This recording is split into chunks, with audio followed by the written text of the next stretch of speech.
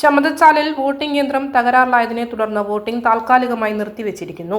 ഇതേ തുടർന്ന് വോട്ടർമാരും പ്രതിഷേധം അറിയിക്കുകയാണ്. രാവിലെ 7 മണിക്ക് മുൻപ് തന്നെ ക്യൂവിൽ നിൽക്കുന്നവരാണ് പലരും. ഇടയ്ക്കിടയ്ക്ക് മെഷീൻ തകരാറിലാവുന്നത് ഇവരെ കൂടുതലും ബുദ്ധിമുട്ടിലാക്കുന്നു.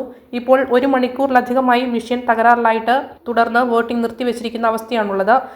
ഇത് പയ്യാവൂര് 9-ാം വാർഡ് ബൂത്താണ് ചമതച്ചാലിലെ. ഇവിടെ ഏതാണ്ട് 7 മണിക്ക് വോട്ടെടുപ്പ് തുടങ്ങി.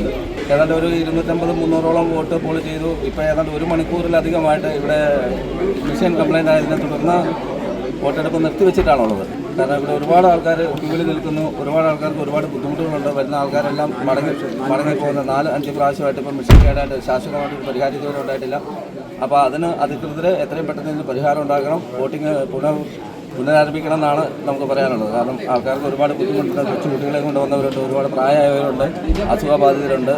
ഒരു വിധത്തിലും വോട്ട് മുമ്പോട്ട് പോകുന്നില്ലാത്ത ഒരവസ്ഥയിലാണ്. എല്ലാവരും തിരിച്ചു പോയി കഴിഞ്ഞാൽ ഇവിടുത്തെ വോട്ടെടുപ്പിൻ്റെ ശതമാനം ഒരുപാട് കുറയും എന്നാണ് നമുക്ക് പറയാനുള്ളത്. മെഷീൻ മാറ്റിവെക്കാനുള്ള നടപടികളാണ് ഇപ്പോൾ പുരോഗമിച്ചു വരുന്നത്. LDF സ്ഥാനാർത്ഥി ടോമി, UDF സ്ഥാനാർത്ഥി സൈമൺ പെരുവക്കുന്നേൽ എന്നിവരും പ്രതിഷേധിച്ചു. കംപ്ലൈൻറ്റ് തന്നെയാണ്. ജനങ്ങളിവിടെ ആ ബുദ്ധിമുട്ടിയിരിക്കുകയാണ്. പെട്ടെന്ന് മെഷീൻ ശരിയാക്കിയിട്ടില്ല. അപ്പോൾ മണിക്കൂർ വിഷയത്തിലാണ് കൃത്യമായിട്ട് എന്താണ് മിസ്റ്റേക്കുള്ള ആ മിസ്റ്റേക്ക് പരിഹരിക്കപ്പെട്ട് ചമച്ചാലിലെ ബൂത്ത് കൃത്യമായിട്ട് വോട്ടിംഗ് ഉണ്ടാക്കണം.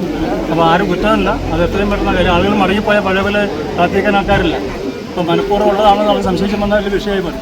അതുകൊണ്ട് എത്രയും പെട്ടെന്ന് മെഷീൻ മാറ്റി പുനഃസ്ഥാപിക്കണമെന്നാണ്.